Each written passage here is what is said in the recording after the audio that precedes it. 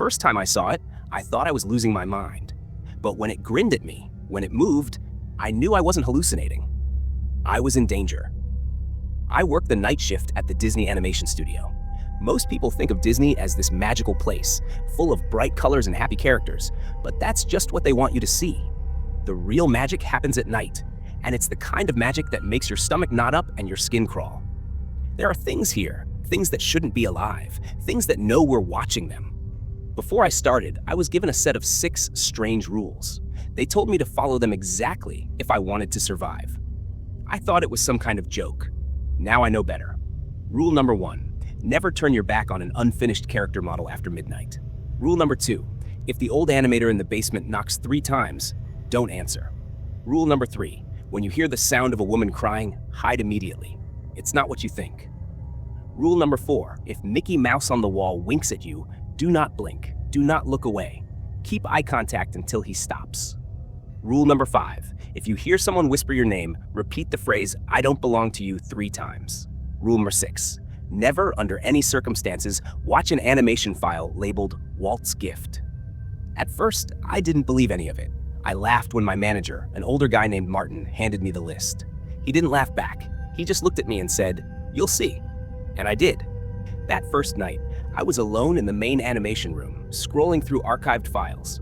The studio was empty, except for the dull hum of the servers and the occasional creak of the old building settling.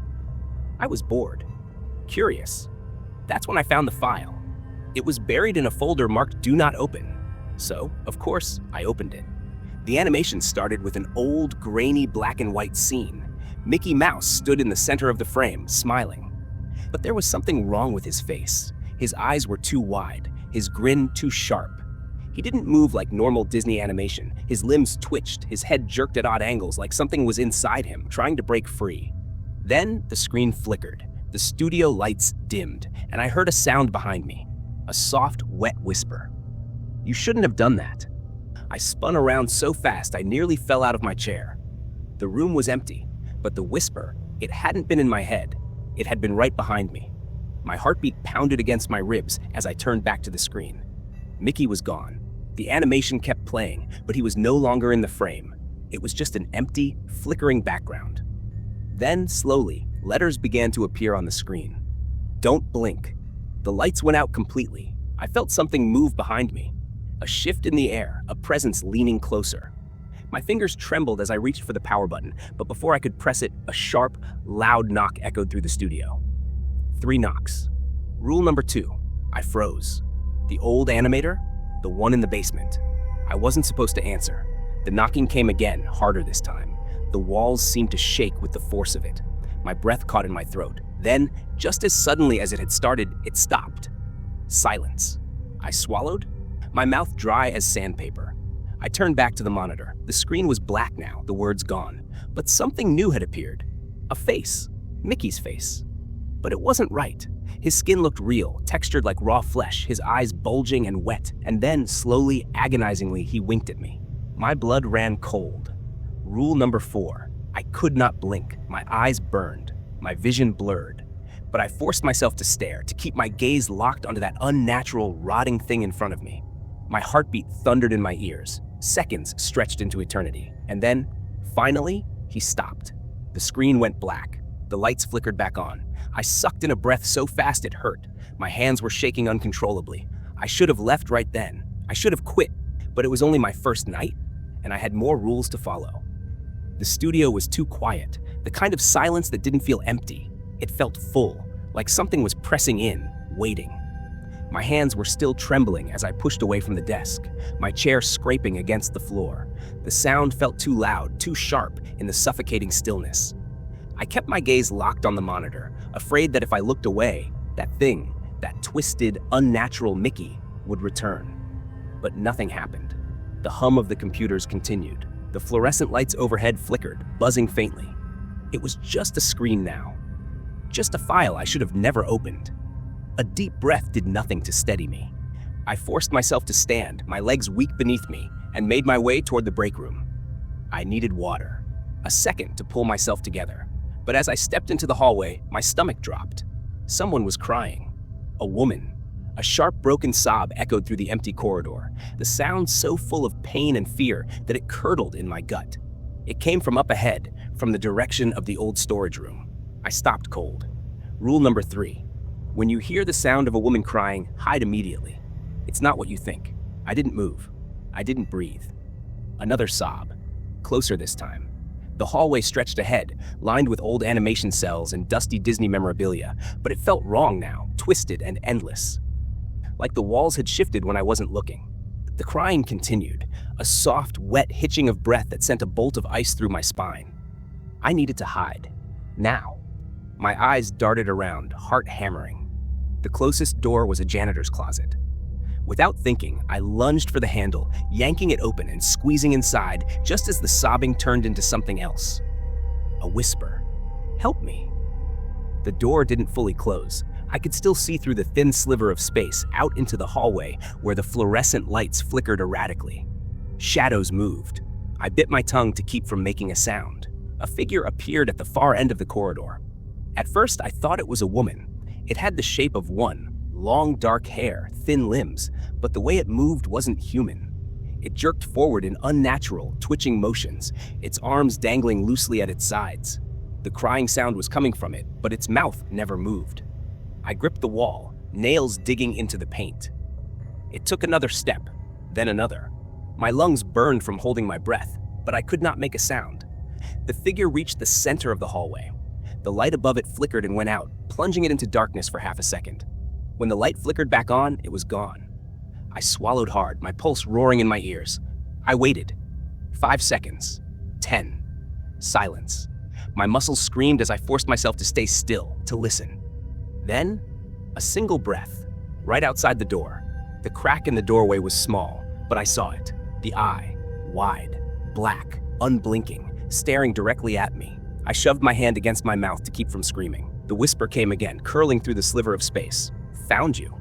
The door burst open. I didn't think, I just ran. The hallway stretched too long, the lights flashing in and out. My own footsteps pounded in my skull.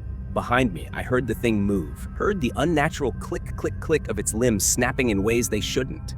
I reached the animation room, slamming the door shut behind me, my chest heaving. The crying had stopped. The whispers had stopped, but something else had started. Tap, tap, tap. My eyes widened. A knock. 3 knocks. The old animator. The door across the room, the one leading to the basement, shuddered slightly as the knocking continued. Slow. Patient. I backed away. The studio felt smaller now, the air pressing against me like invisible hands.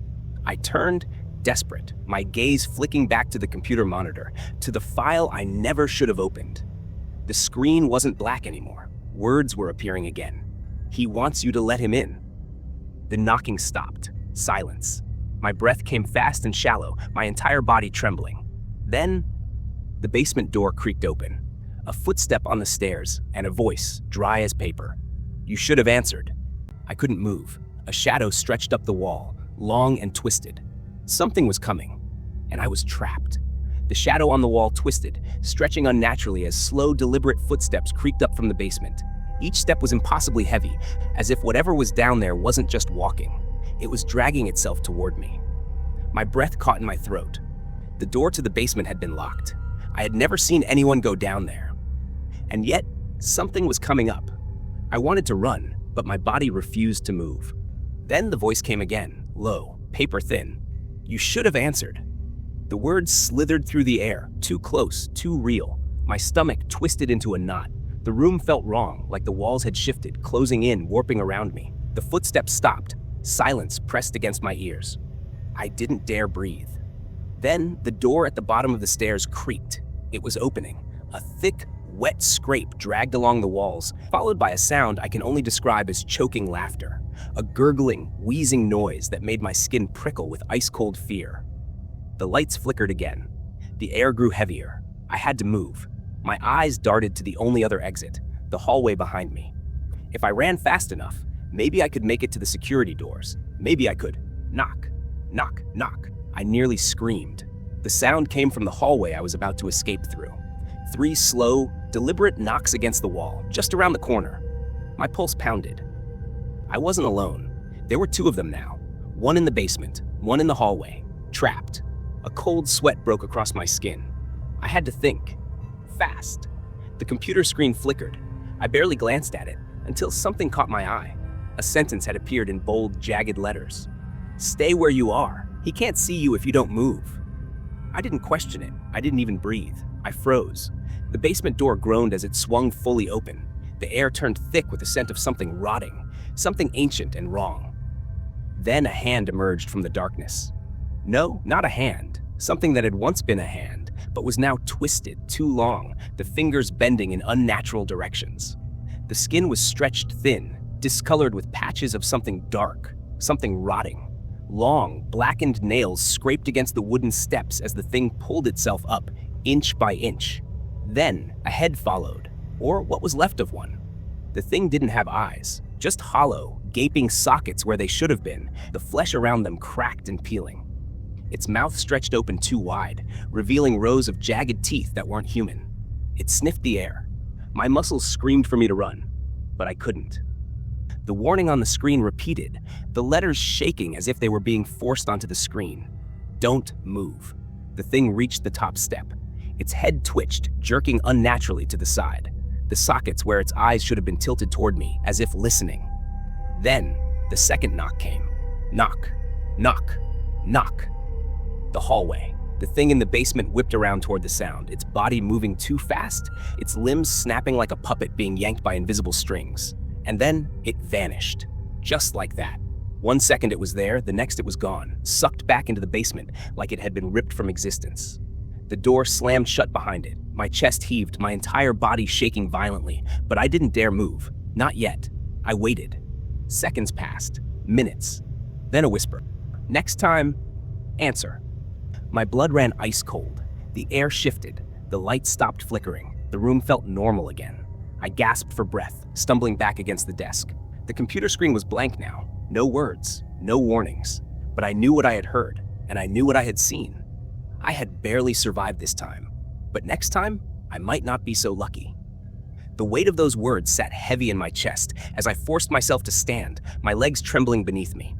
My body felt stiff, like I had been frozen in place for hours instead of minutes. The air in the room still smelled faintly of rot, a sickly, lingering presence that made my stomach churn. I needed to get out. The hallway stretched before me, silent and empty, too empty, as if the building itself was holding its breath, waiting for something. I stepped forward, each footstep echoing too loudly against the tile floor. My heartbeat thundered in my ears as I moved, every shadow along the walls warping, shifting, as if something was hiding just out of sight. Then, the sound of a bell. It was soft at first, distant, like it was coming from somewhere deep within the building. A light, cheerful jingle. Ding, ding, ding. My blood ran cold. Rule number 4. If you hear the sound of a bell, do not look at where it's coming from. Keep walking. No matter what you hear, no matter what you feel, do not stop. My breath caught in my throat. The bell chimed again, closer this time.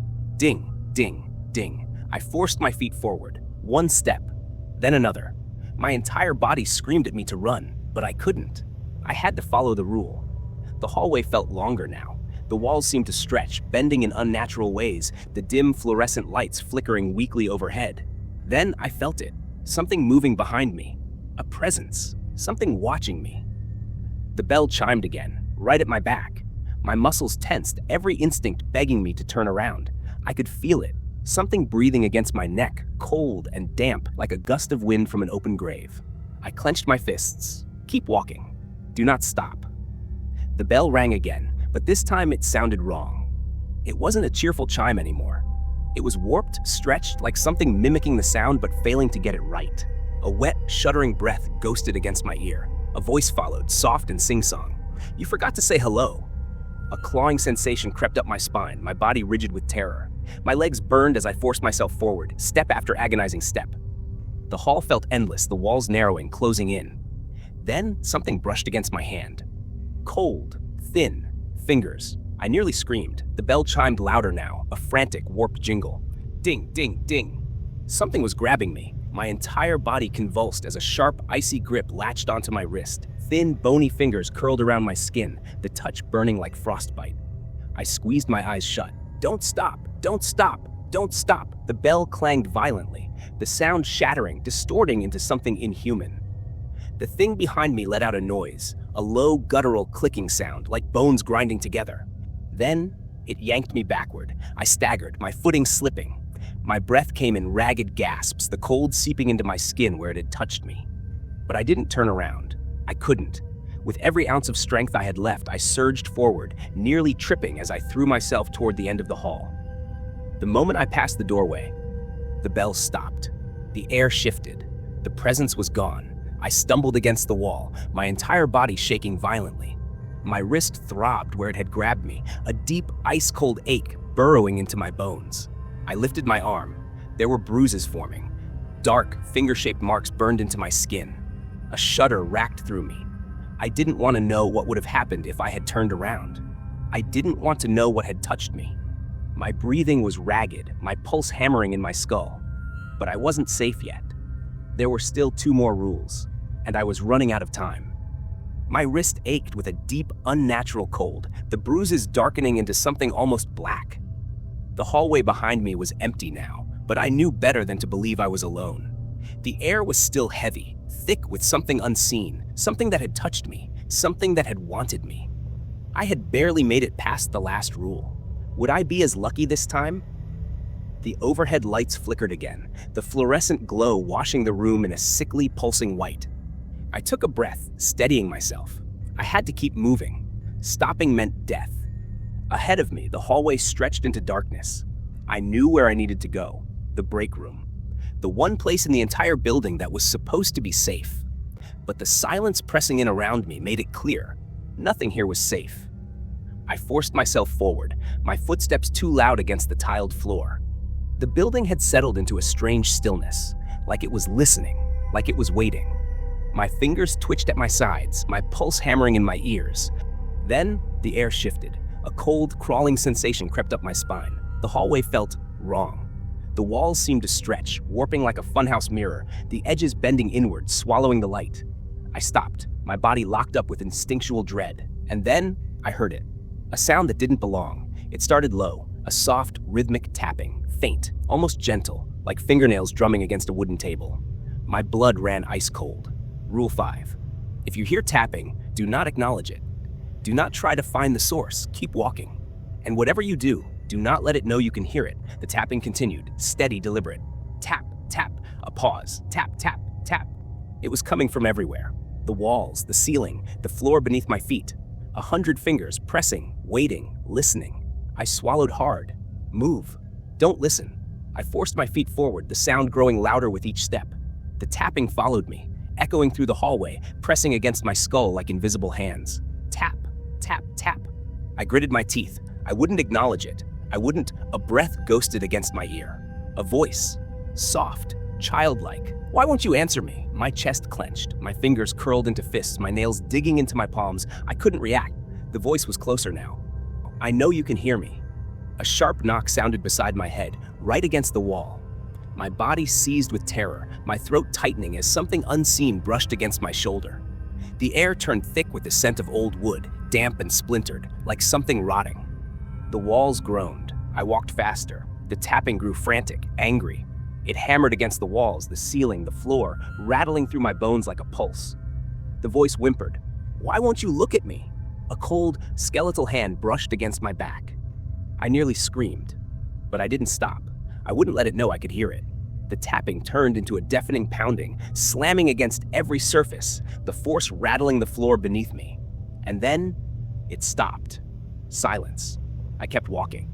The hallway seemed to snap back to normal, the walls solidifying, the light no longer flickering. The air was still heavy, but the presence was gone. I stumbled into the break room, my entire body trembling. My breath came in ragged gasps, my pulse a hammering drum against my ribs. I had made it. Barely. But I wasn't safe yet. There was still one more rule. My breath rattled in my chest as I stood frozen in the doorway of the break room. The air inside was stale, thick with the scent of burnt coffee and something else. Something foul like old meat left out to rot. My hands trembled as I forced myself to step forward, the linoleum floor beneath me, creaking under my weight. The break room was supposed to be safe. Wasn't it? My pulse hammered as I scanned the room. The flickering fluorescent light cast jittery shadows along the walls, the furniture distorted by the dim glow. The round table in the center of the room was empty, the chairs neatly pushed in, except for one. One chair was slightly pulled back, as if someone had just been sitting there. A wave of nausea rolled through me. The vending machine in the corner hummed softly, its dim interior light barely illuminating the rows of snacks inside. The refrigerator door hung slightly ajar, revealing shelves of forgotten lunches, their plastic containers clouded with age. Everything looked normal, but I knew better. My stomach twisted as I swallowed hard. My fingers curled into trembling fists at my sides. There was still one more rule, and I had a sinking feeling I was about to face it. A deep, suffocating silence settled over the room. My ears rang with it, an unnatural heavy quiet that made my skin crawl. Then, a soft click. The break room door behind me swung shut. I spun around, my breath catching in my throat. No. The door had locked. From the outside, my heartbeat slammed against my ribs. The walls of the break room seemed closer now, the air pressing in, thick and suffocating. I swallowed hard, trying to steady my breathing, but then I heard it. A sound that didn't belong, a soft scraping, like nails dragging against the linoleum floor. I went rigid. My body screamed at me to run, to hide, but I couldn't move. The scraping grew louder, coming from behind the vending machine. Something was there. A cold dread settled into my bones. Then, a voice, low, croaking. "You're late." My stomach lurched. Rule 6. If something speaks to you after 3 a.m., do not answer. No matter what it says, no matter what it offers, ignore it. If you respond, you won't be able to leave. I squeezed my eyes shut, my lips clamped together. The voice shifted, moving closer. "Did you forget our meeting?" The scraping sound stopped. I felt it now. A presence, right behind me. The air turned frigid. My breath came in shallow gasps, my body trembling violently as something loomed at my back. I could hear it breathing. Wet, shallow, a sickly, rattling inhale. Then, a single, ice-cold finger touched the back of my neck. I bit down on my lips so hard I tasted blood. The voice laughed, a dry, brittle sound like dead leaves crumbling in the wind. "I know you can hear me." The finger traced a slow, agonizing line down my spine. I wanted to scream, I wanted to run, but I couldn't. I knew the rule. Don't answer. Don't move. Don't react. The voice sighed. Then, a hand clamped onto my shoulder. A wave of ice shot through my veins. My knees buckled. The grip tightened, fingers pressing into my skin, digging deep. Then, the whisper, right against my ear. "You already broke the rule." My entire body convulsed. I hadn't spoken. I hadn't answered. Had I? The thing behind me laughed again, its voice warping, splitting like multiple mouths speaking at once. Then the lights flickered. The room shifted. I felt the floor drop beneath me. And suddenly, everything went dark. I was falling. Not through air, not through space. This was different. The darkness around me wasn't just empty, it was alive. It clung to my skin, pulling, twisting, whispering. The voices slithered into my ears, a chorus of distorted murmurs, each one clawing at the edges of my mind. Then, just as suddenly as it began, it stopped. I hit the ground hard, my knees buckling as an icy shockwave shot through my body. I gasped, my fingers scrambling against the smooth, unnatural surface beneath me. It wasn't the break room floor. It wasn't tile. It wasn't anything I recognized. I wasn't in the studio anymore. The air was thick, heavy with the scent of dust and something rotting. My eyes adjusted to the dim, flickering glow of an old projector, its grainy reel spinning in slow, jerky movements. I turned my head, my breath caught in my throat. I was in a theater. The seats stretched out before me, endless rows of red velvet, their backs looming like silent spectators. The screen at the front flickered violently, images warping and twisting, scenes from Disney films, but they weren't right. Mickey's eyes were hollow, black pits that stretched across his face. Snow White's mouth was wrong, her jaw unhinged as she let out a silent, frozen scream. Goofy's limbs were too long, bending in directions they shouldn't. The reel stuttered. And then, the screen went black. The theater was silent. Then, from the darkness, a slow, deliberate clap. The sound echoed, bouncing off the empty seats, growing louder, closer. I turned my head. I shouldn't have. A figure sat in the front row, legs crossed, hands resting on its lap. I couldn't see its face. I didn't want to. "Well done." The voice was deep, smooth, wrong. It stood up. My body screamed at me to run, but my legs wouldn't move. "You followed the rules. Almost. But almost isn't good enough." The shadows around the figure seemed to ripple, stretching, shifting, like they were part of it. I forced my mouth to move. Where am I? It stopped, a moment of silence. Then it laughed. Not a normal laugh. This one was layered, like several voices at once, all mocking, all enjoying this. The shadows twisted. And then I saw them, lining the seats of the theater. Hundreds of figures, all watching, all smiling. Their faces weren't right. Their eyes were too wide, their grins too sharp. Some looked familiar, like people I'd seen in the studio. The janitor, the old security guard, a woman from HR. And then I saw myself, in the front row, my own face staring back at me, lips stretched into a frozen grin. I screamed. The figure in front of me tilted its head. The shadows around it moved, reaching for me. You broke the last rule. I hadn't. I followed everything. I did, didn't I? My thoughts twisted, unraveling as the shadows grabbed me, pulling me forward. The screen lit up again. But now it was playing me. Not past me. Not a memory. It was me right now, standing in the theater, my terrified face projected in real time. Then the camera angle shifted, and I saw what was behind me. Something massive, something grinning. And then the lights went out.